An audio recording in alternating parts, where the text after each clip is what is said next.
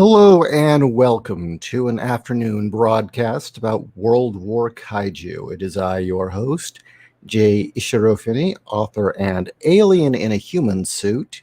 And today we're going to be talking about a book of mine that, I don't know, it's got a kind of a cult following among my readers, but I felt never quite got the attention it should have, and that is World War Kaiju. Kind of a very odd creation in itself, an alternate history, a history in which the atomic bomb does not exist. No, the Manhattan Project instead produced a giant monster.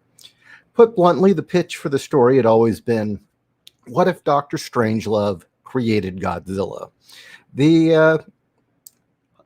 I guess what the seed of the idea came after finishing up a book I did called Titanium Rain, which was a very, very serious book. And so after spending nearly a year just tearing my heart out on the project, I figured, what? Let's take a break. Let's relax a bit.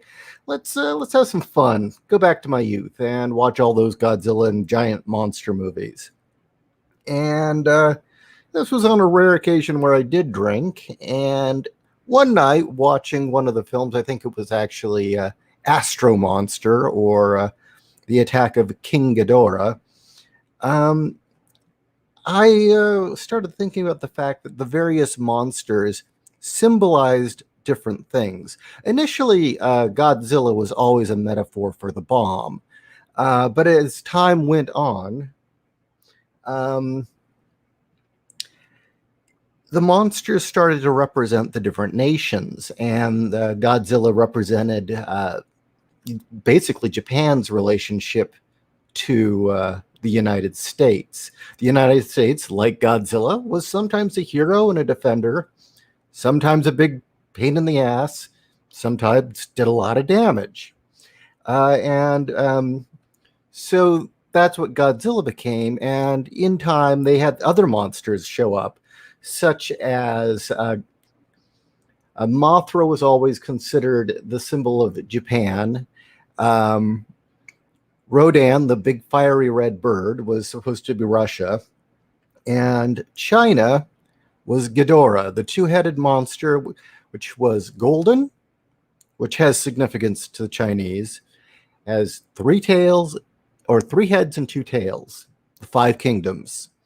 And on top of that, Ghidorah actually is a reference to a three-headed dragon of myth that exists both in Asia and in Russia. Actually, you see that in the the episode of MS3K where they did the tale of Ilya Muromets, or Sword and the Dragon, and there is a golden three-headed dragon. That's not a coincidence. That is from Russian folklore, which they share with the Chinese and the Mongols.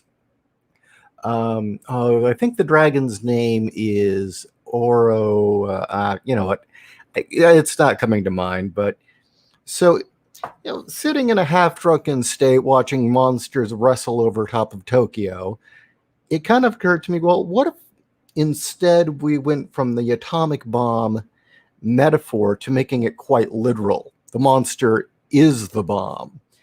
And from there, an idea just kept spiderwebbing out, as I talked about last week on the writer's room.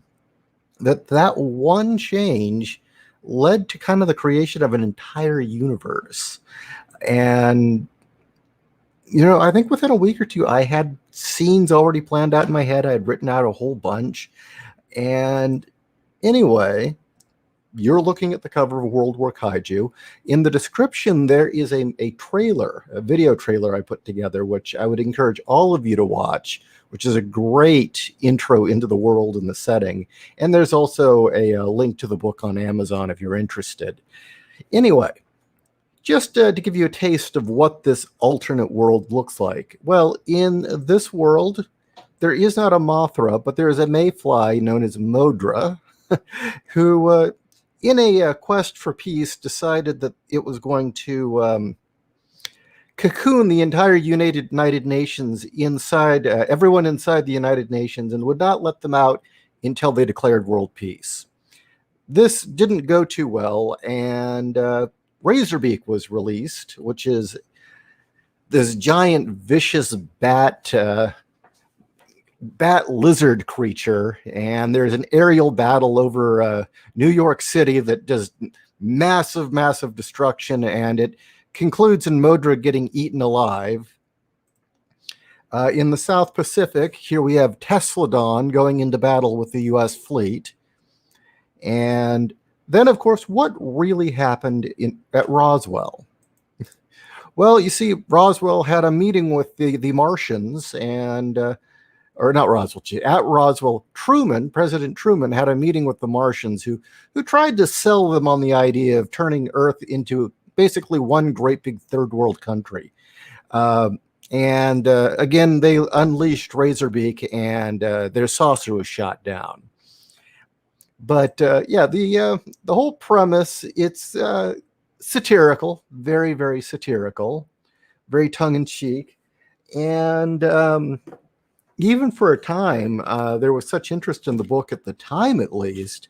There was talk from a company of doing an RPG. Now, it never actually came to fruition, but I took all the materials that I had written up for the world and put them in the back of the book as military documents and magazine articles as kind of a primer. So it's like as if you were in either the CIA or in some sort of top secret government organization, and you're reviewing all this information about where the kaiju came from and what they are.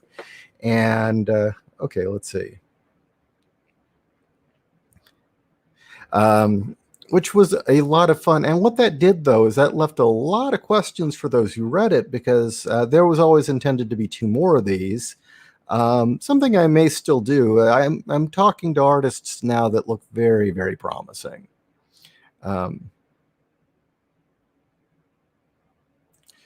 So was Ron Johnson's Men Who Stare at Goats an inspiration? You know, this thing is this came before that, actually. This idea came, the seeds of this idea came before that film. I was going to eventually get into the idea that the U.S. military had a mystic room. That book 2, which never happened, or what has not happened yet, I was going to have this room in the Pentagon where basically when you wanted to consult with prior presidents or people who are dead to talk about what's going on and possible strategies to deal with what's going on in the world, you would go into this secret room in the Pentagon, and deep below there would be this room with mystics with a Ouija board and a medium, and they would talk to them that way. And yes, there was lots of Russian psychic stuff. Hold on. In the back of the first book, there's a whole thing about how the kaiju are controlled in Russia through psychotronic devices and psychotronic weaponry. In the US, it was a more mechanical process where they had an ENIAC computer that was hooked up to this Kai crystal, and it was a fragment of the crystal that the kaiju is birthed from, and it's essentially a control circuit. Whereas the Russians have this psychic helmet they put on, which was a lot of fun. I think this is one of the books that I will be able to do, even with or without an artist. I can do this one because of the format. Now, the way the book was written, as you can see, let me pull some of the graphics up again. Hold on, let me get that out of the way. Okay, so the way the book was done is, you see the 2 guys on the left, is the story begins with a flashback to the Enola Gay flying over Japan. And at first thought, you think, okay, well, this is going to be Hiroshima getting bombed. But instead, they turn the device on inside of the Enola Gay, and this giant Godzilla-like monster named Fat Man rises out of the ocean and stomps the shit out of Tokyo. And yes, it is a blatant homage to the original Godzilla. Even some scenes kind of similar to it. It's all done in kind of the sepia of green and yellows, green, yellow, and black, to just kind of give it this weird kind of radioactive look. And so you get this narrative of how just this monster crushed the spirit of Japan, and after that they surrendered. And then it jumps forward to these two guys on the left. One of them who looks like Robert Redford, the other looking like actor Nick. Geez, I can't remember his last name at this moment. He was in a lot of the Godzilla films. He was really good. And the CIA agent is doing a tell-all in the 70s, telling this journalist what really happened during World War III and what was the lead up to it. And so you have kind of this combative back and forth, and you get kind of this narrative of how there was this arms race with monsters, and the Russia's failed attempts and our own failed attempts, and various, the whole thing about, we found Nazi technology, and it just keeps flashing to these various key moments in history. And so I don't know if you'd say that it has a tone to John Ronson's Men Who Stare at Goats, a little bit. I would say this is a bit more bizarre than that film. The one thing I would say, I haven't read the book, so I can't say. But I will say, is as entertaining as the film was, there were some issues I had. I mean, they definitely had a skewed take on who was screwed up and who wasn't. I mean, the scene at the end of Men Who Stare at Goats, in which the heroes saved the good terrorists from Guantanamo, or was it in the Middle East where they were being interrogated and being exposed to flashing lights and loud music, that portraying the Islamic terrorists as nice guys who just really were being treated badly by the military was really obnoxious. Let's see. Yeah, Nick Adams. Thank you very much. All right, Bob. Bar One Studios. Yeah, Nick Adams. And he's essentially playing kind of a character akin to the one he played in Astro Monster, which was one of my favorite films of that era, when the Exians from Planet X show up and invade Earth and turn Earth into a concentration camp. So he's kind of, an homage to that character. Now, I don't have a graphic for it up right now, but another character that shows up is he's Dr. Subaraya, and he's the head of the Kaiju Task Force's science division, who comes up with all their gadgetry and various items to, anti-kaiju super weapons. And at one point, you have the scene of a model city and a kaiju storming into it, and then the death ray beams down and melts the whole thing, and then it pulls out, and you see that it's all miniatures, and Dr. Subaraya is explaining, well, we can put one of these in every city to defend against kaiju. And Subaraya is a homage to special effects artist E.G. Subaraya, who did most of the effects for Toho in general up until, I think, the 70s. And then he went on to start his own company, Subaraya Productions, and created Ultraman. But Subaraya was a genius, probably, I would say, one of the best miniature and effects artists ever to have lived. So it was only natural I have an homage to him as well. But what Dr. Subaraya looks like in the book is actor Akira Takarada, who was in a lot of the Godzilla films as well. But as it unfolds, you just keep getting these more and more insane scenes of how screwed up a world with monsters was. Earth isn't a concentration camp. We as humans are being kept here against our will. Exactly. And Kronk actually had some questions about the world of World War Kaiju. One being was, well, if you have giant atomic monsters as weapons, do they return to their cages?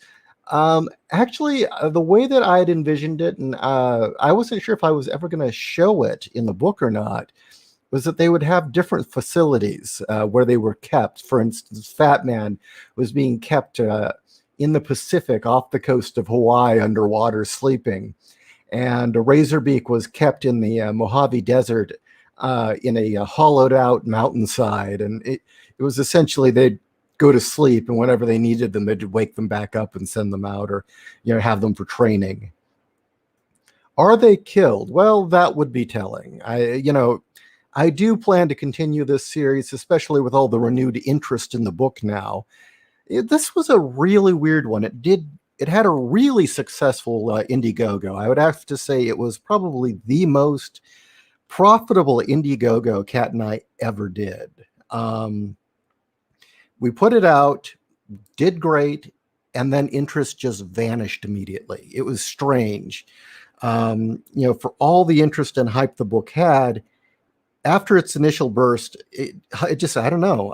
A lot of people didn't get it. A lot of people struggled with either they wanted it just to be campy monsters, or either they wanted it to be alternate history. But the meshing of the two, I guess, was a little too weird for a lot of people. But in time, and I will say, for all my regrets about Comicsgate, the one thing I don't regret is that this book found an audience through Comicsgate. When everyone was starting to take interest in indie books, a lot of attention went to World War Kaiju. And so that is one of the books that has a very good chance of being concluded. The first book itself reads on its own as a story. You don't need two more, but the arc really needs all three. I have three of them. 2.5 are written, actually. It just needs to be. The second book even has like 6 pages of art done. I just need a new artist. But if push comes to shove, the way that the book's done, I could do it in prose.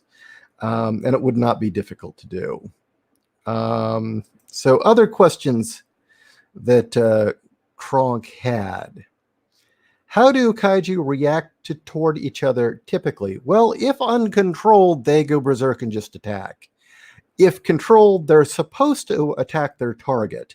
Now, kind of a subplot that I was playing with that shows up in the second book was that the United States and Russia have decent control over their monsters, but as other nations like China and India and Pakistan all start getting their own, sloppier and sloppier techniques start being used. And so we have what are, in the real world, there are clean nukes and dirty nukes. And dirty nukes are easier to create, but they're also a lot messier when it comes to radiation.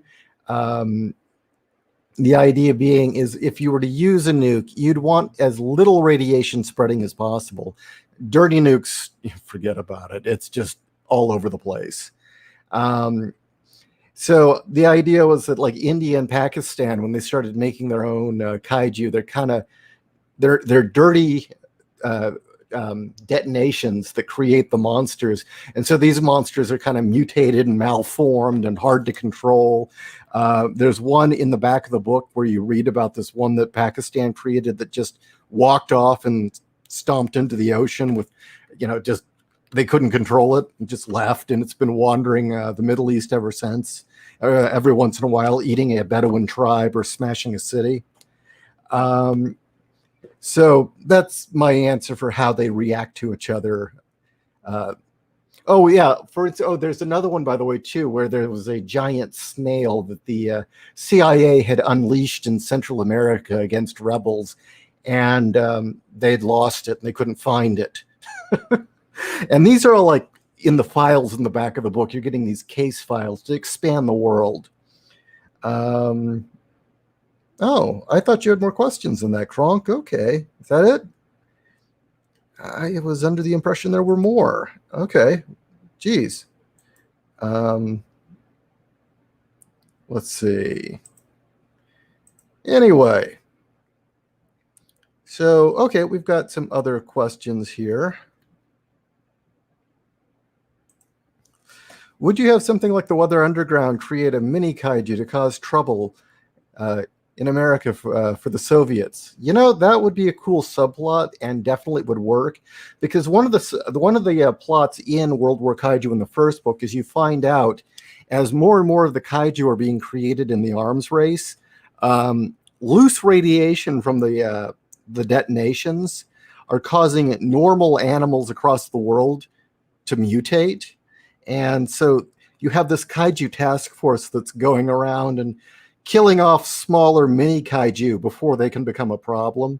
And you get this flashback to this incident in Britain where this pagan cult, very much like the one portrayed in The Wicker Man, is worshiping this giant carnivorous rabbit that's been stomping around the moors, eating people, and they've been sacrificing human beings to it, and the Kaiju's task force has to blow it up. So that's one of the scenes in the book. But yeah, you know, that wouldn't be a bad subplot, because in book one is exclusively the 1950s. You get a flashback to the 1940s with Tokyo getting destroyed, and then it jumps forward and it's just the 1950s. And the 1960s, I was going to get into all the weird hippie stuff, and there was going to be this whole kaiju subculture, and the whole thing with Modra. Modra can't die. Even though Modra was eaten alive in book one by Razorbeak, you find out that a new one hatches every time it's killed. And the hippies have all latched onto Modra as being the love bug. It's the mayfly of love. It just wants world peace. And so it's become like this big part of hippie culture. And I was going to have like the kaiju actually ends up at Woodstock. But having the Weather Underground, because I was going to include, some of the violence that happened in the U.S. with the hippies and the radicals at the time. So yeah, the second book was going to be specifically the 60s and just the insanity of that whole time. And then at the end of the 60s, World War III kicks off, and that's book 3. The other big event in book 2, which is completely written, and again, it kills me that I only have 6 illustrated pages. I want so much more of that. This book could be done. This book, literally, this would be an easy one to do book 2, since it's already written and some of the art's already complete. The big story arc in book 2 is the Cuban monster crisis. And whereas in our world, of course, cooler heads prevailed, it was a kind of a testament to humanity's sanity after all, that, actually you look at the Cold War and how many times we were just minutes away from obliterating ourselves, and literally either cooler heads or human beings didn't want to be responsible for killing the world, that we didn't do it. There's always that story about the Russian who was out in, I think it was Siberia, and he'd received an order to fire his nukes, and he sat down and he smoked a cigarette, and he decided, well, he'd just wait to see if the missiles were in the sky, but decided, well, if the world was ending, what would it really matter if he launched his? He didn't want it on his conscience. And so he didn't follow the order. Turned out it was a glitch. World War III averted. A similar thing happened actually in the Cuban Missile Crisis in real life. There was a submarine commander who was, I believe, on the verge of launching them, and he just decided, you know what, I'll wait this out. So it's interesting. It's kind of a testament to humanity in that regard. But in my alternate universe, well, kaiju are actually less scary than real nukes. You can use kaiju and still keep going.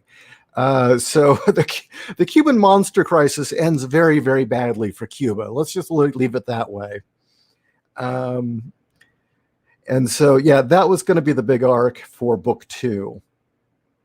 Come to think of it, just as an FYI, that was the first scene I wrote for the entire series, was the Cuban monster crisis. As the voice was in my head, and I'm writing it. I was in a hotel at a casino.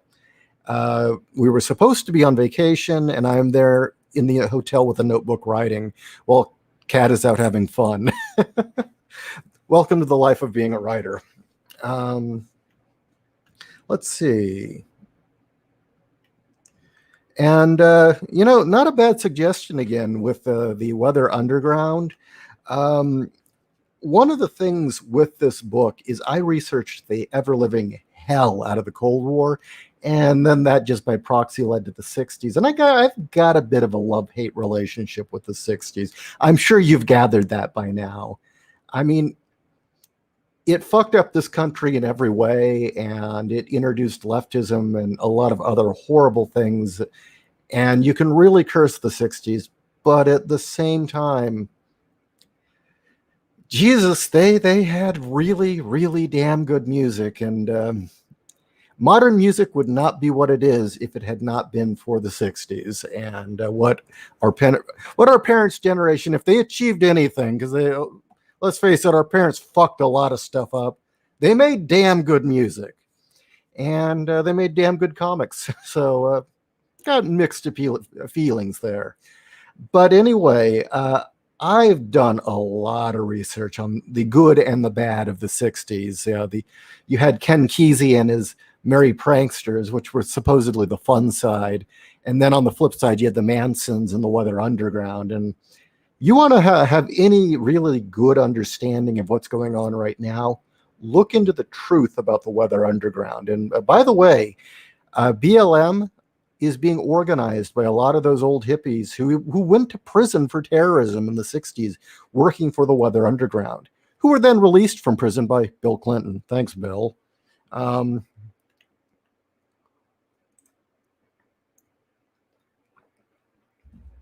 my God. Bromando, you're a very bad person.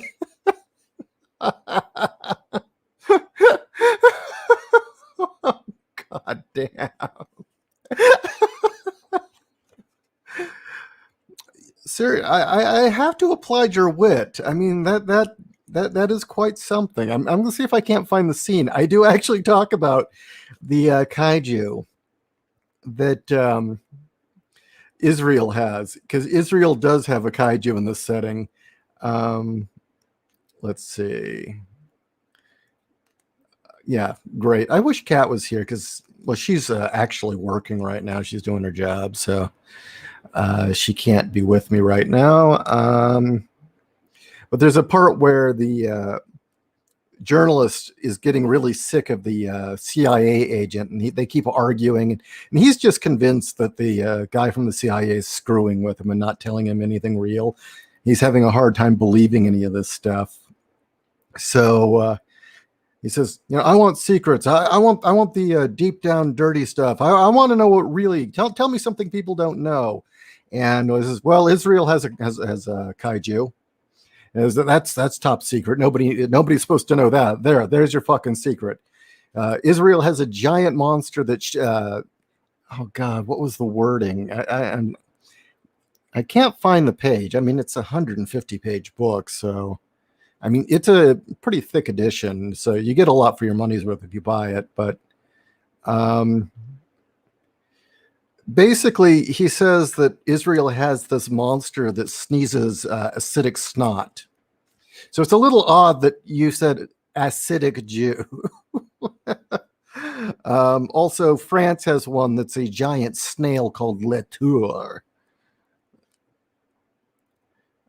I can't find it, but yeah, it is funny that you say acidic Jew because the monster sneezes acid snot.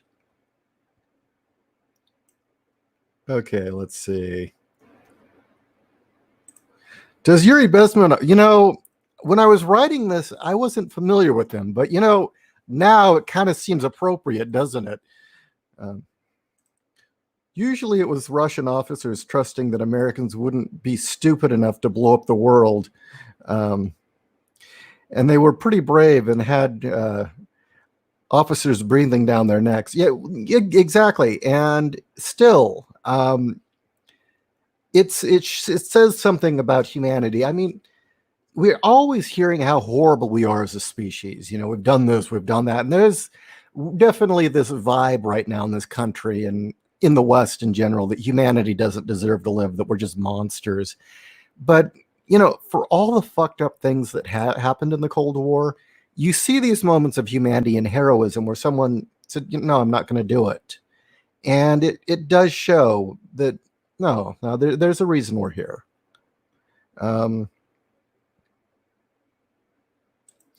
Nobody wants to be the first to go boom. Well, that's kind of the thing.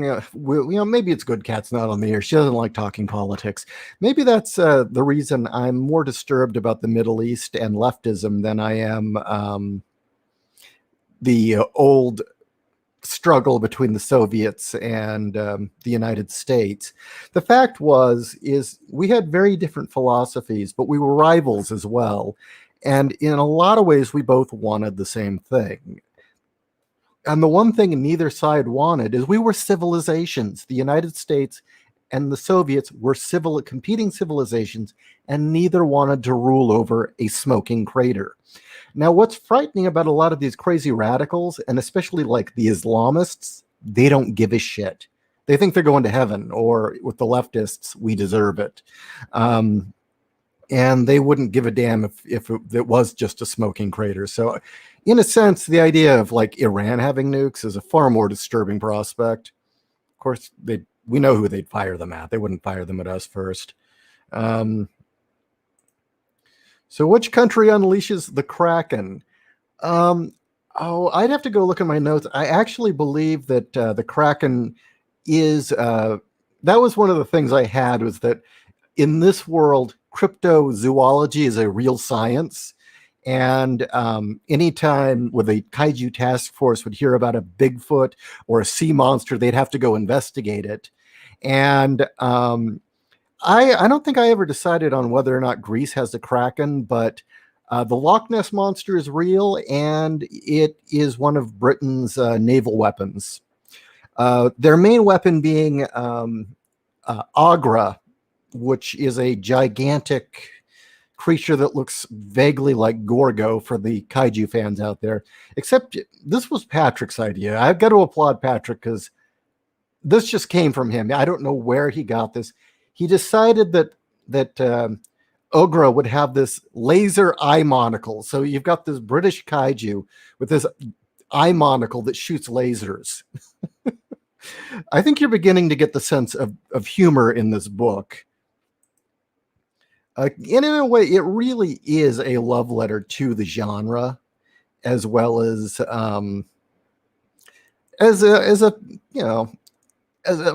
much of it as it being a satire of the Cold War.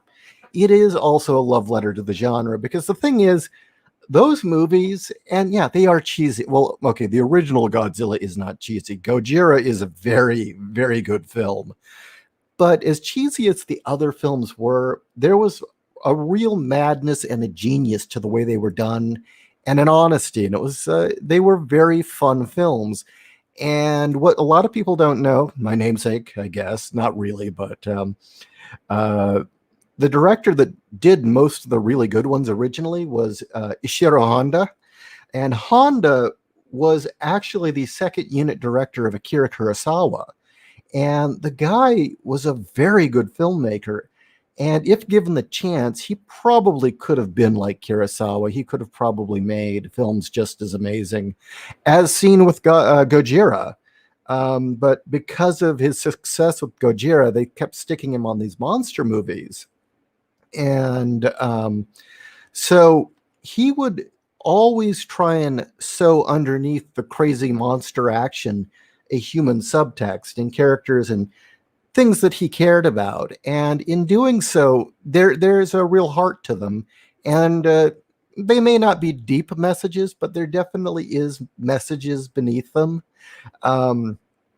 Believe it or not, the attack of Ghidorah, the three-headed monster, there is a subtext about nations shouldn't be fighting. Now, granted, it's a very Japanese point of view, because throughout the film in Ghidorah, the three-headed monster, Godzilla and Rodan are just wrestling and fighting and constantly going at it.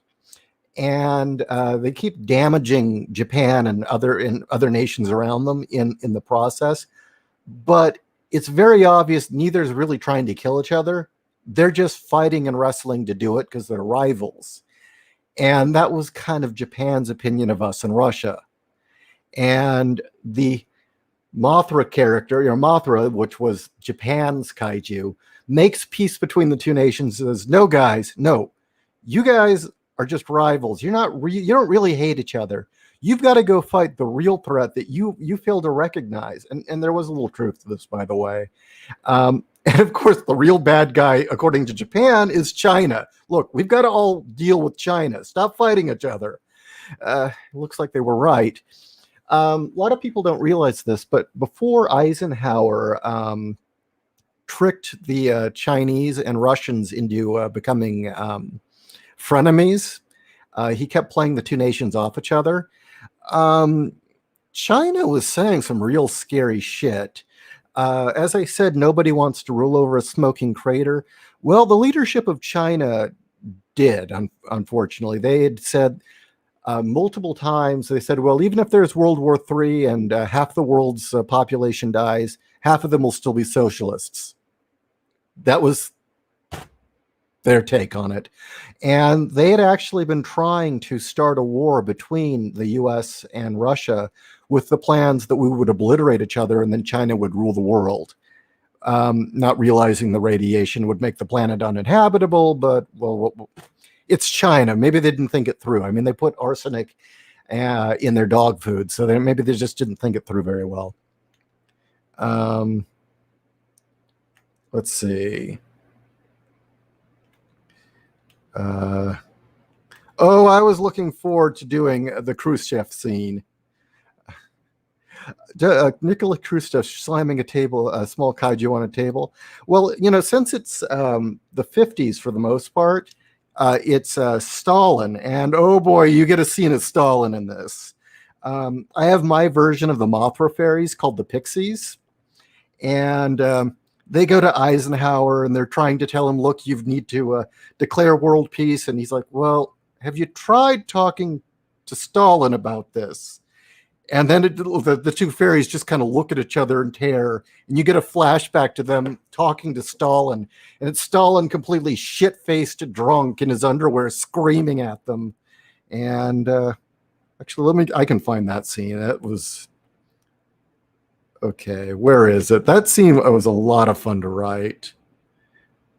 Okay, here's the scene where the Pixies, the equivalent to the Mothra fairies, appear to Stalin drunk, trying to tell him to declare world peace. And he's yelling at them, wretched, filthy circus freaks, how dare you interrupt my private time? For that I shall slaughter you and every member of your tiny freak family. I will kill all of you. Then I will allow wild dogs to have fuck with them in their headless bodies.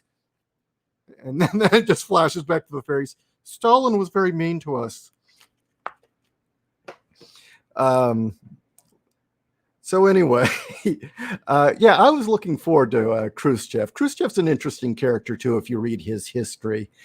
The reason Khrushchev was actually very unliked among the Soviet elite is that they couldn't out-communist him. He really was a, man of the people. He had grown up a farmer.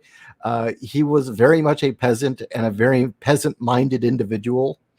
And so the Soviet elite all around him really hated them, but they couldn't say anything because, well, he really was the proletariat and the people knew it. And he could just say, oh, well, you're just rich, spoiled rich bourgeois. How dare you question me? And so I was going to have some real fun with Khrushchev. Colonel Petrov, the Americans have fired their entire arsenal. Dawn? The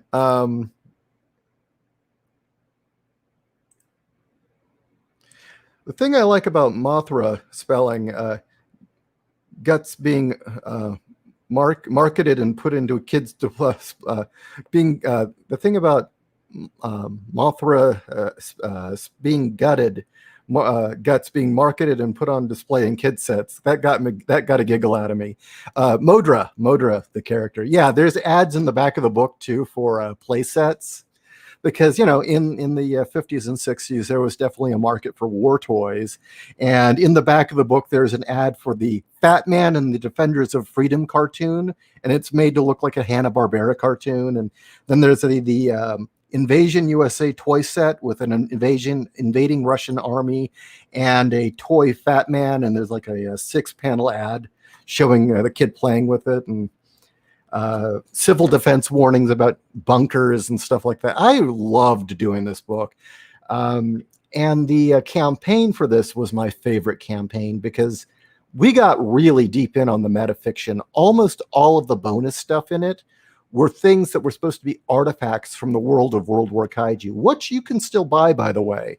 There was a postcard set, which were postcards from the era, advertising things like King Crab cigars from Cuba, and they were radioactive, and kaiju bunkers and things like that. And then on the back, there were correspondences between the journalist and the CIA agent on the back of the postcards. There were the poster sets were all propaganda posters, as if they were from the era for each monster. I did a metal warning sign, and we've got one of these on our fridge. This is the favorite thing I did. And I swear to God, Pacific Rim copied this because we did it first. And it was what to do in case of a kaiju attack. And it was 6 panels, each done in kind of that OSHA graphics about what to do if a kaiju attacks.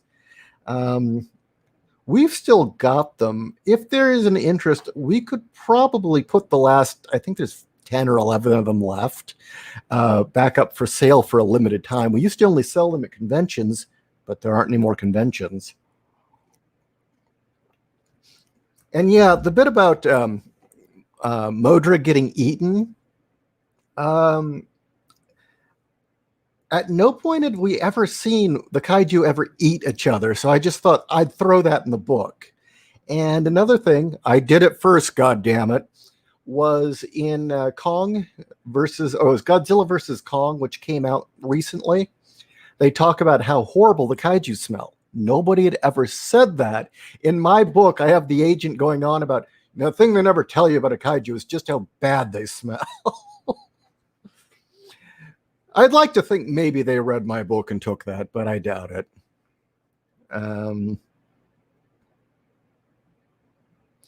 Okay.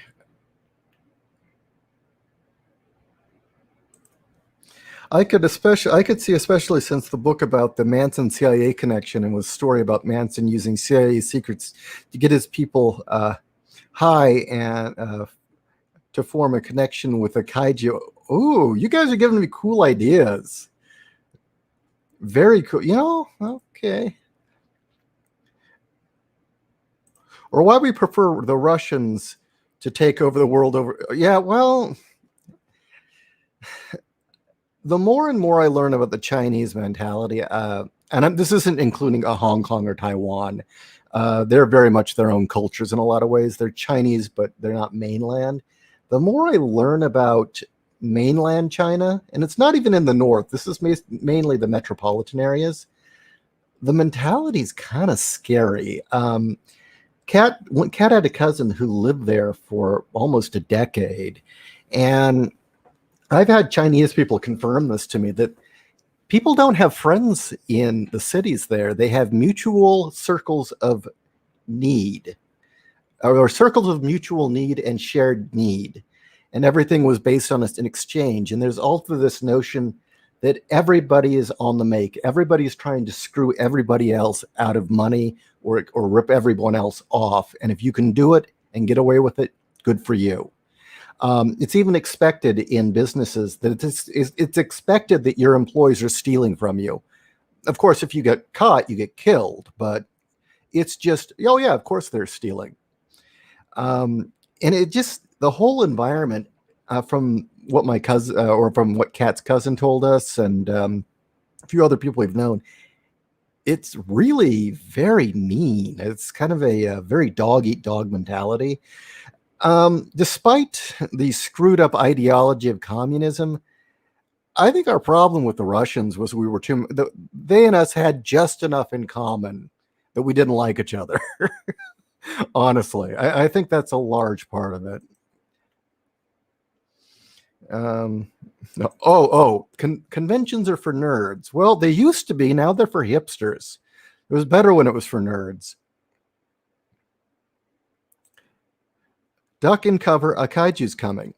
That is another limited item that we could put up for a time. If you guys are interested, I could talk to Kat about doing a limited thing where we do kaiju packs, where you get the book, the posters, and like the other artifacts from the world that we still have. Because we did a very limited run with this book that if you'd given a certain amount of money, you'd get a pamphlet that was like a chick track. And it was, what was his name? The turtle, comic, duck and cover turtle. Was it Harold? No, what was that turtle's name? Bert the Turtle. We did our own version of Bert the Turtle. And Bert the Turtle was this character where he was, they did cartoons and they did little comic strips to show kids what to do in an atomic attack. And Bert was the civil defense turtle. And we have it as it's a kaiju turtle and it's teaching kids what to do in case of a kaiju attack. And it was I think it was an 8-page mini comic teaching kids what to do when a kaiju attacks. And we made these comics and we still have some. And I mean, scene for scene, we repeated what was in the original comic, but just had Patrick kind of redo the art to fit our world. So yeah, we still have some of those. So it was Bert the Kaiju. You could make a modern day giant lobster defending Canada that looks like suspiciously like Jordan Peterson.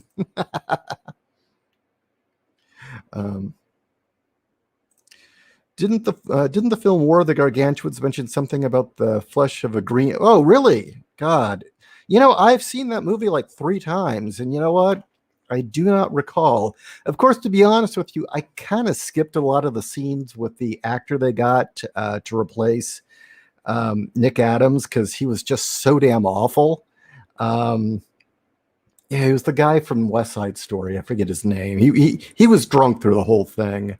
And Kumi Musano was the other actress who was in it, and she was giving it her all, but that other actor was just shit. But the thing is, War of the Gargantuans is actually a pretty good film. Gamera, yeah, definitely. Japan has a giant turtle and a mecha in this world. I love the smell of dead kaiju in the morning. Yertle the turtle. So, yeah, I've been talking. Whoa, we're almost an hour about this. So, yes, that is World War Kaiju in a nutshell. I would encourage all of you to go down into the description and watch the book trailer that I made for this. It's a little 2-minute preview of the book. It's done up like a movie preview. I think you will be quite pleased. It's very entertaining. And if so, please give the book a try. It's available on Amazon right now. We got a question. So Ishii, did you show everyone your boat? No, I didn't. I didn't have that. I don't have that panel uploaded right now. Very sorry. But yeah, my boat. No comment. If you buy the book, you'll know exactly what I'm talking about.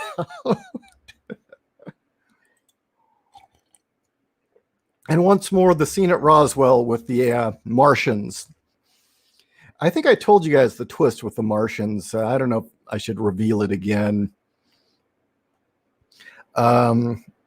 Okay, so any other questions? Tomorrow night is the writer's room. I believe we're still doing an episode on writing aspirational characters. Or, no, geez, you know what? I don't.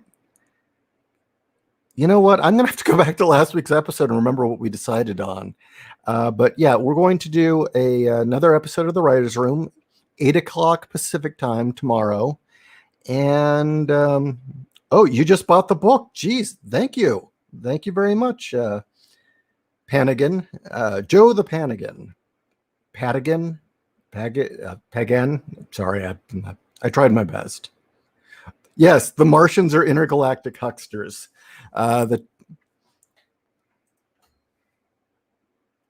What not to do was the top. Thank you, JEC. Yes, that was what it was. What not to do, and there's a nice long list of little things of what not to do when starting a story. And what it is there are a lot of common mistakes. Just to give an example, one mistake that is just very, very common, especially high school students, is starting a story with the phrase, "I'm not crazy," or "I'm not insane." Now, at one point in time, that was an okay thing to do, but that has become so cliche that it's like having the guy get shot and he's dying and saying, so cold.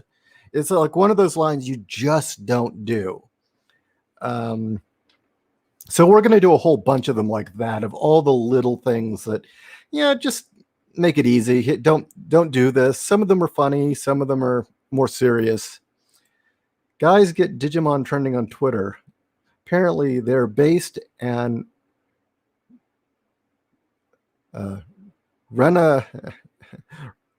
Renamonpilled. Okay. I don't know about Digimon. I was in college. I think I was in college when that was on, so I wasn't really paying attention. Sorry. I bought the book back, but I'd still be interested in the Kaiju pack. Love in-universe add-ons. Okay, you know what? Tell you what. I will talk to Kat when I get off the air, and I will have her set up a thing on the website to do a Kaiju swag pack where it's all the various in-world items. Does the U.S. have a giant blue ox protecting the Midwest region? No. Actually, what it is that the Kaiju, the way that we did it, there are certain rules that I tried to follow. And those rules being that if you look at Japanese monster movies, especially from the 60s, very rarely did you ever get a creature that was just, a giant dog or a giant bear or something like that. There were always these weird mixes of animals and legendary monsters and things.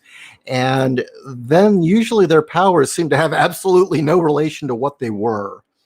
So in that regard, the monsters from the US, there is the Kaiju Jersey Devil, which is this very demonic, how would I put this? A very demonic looking minotaur deer creature that reeks of toxic waste.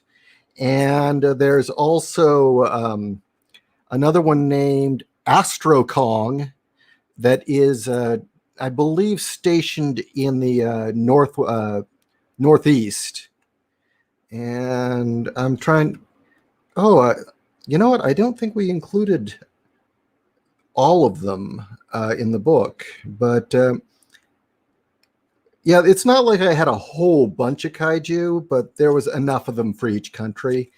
But Jersey Devil, Fat Man, Little Boy, Astro Kong, and Tesladon were the main kaiju for the United States. Oh, and Razorbeak.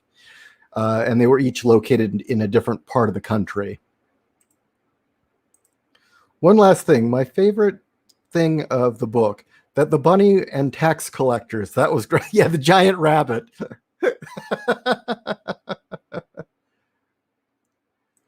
When can we have Turkish World War Kaiju?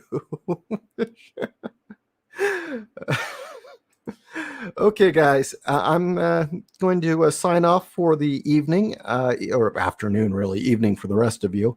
But it's been really good talking to you. If you ever want me to do this with another book, all of my books have crazy amounts of detail like this in them. The only book, although I'd say this book has the most, but the case file Arkham World is almost as well researched and has all sorts of little Easter eggs for the whole thing. So again, please check out the book trailer that's down in the description.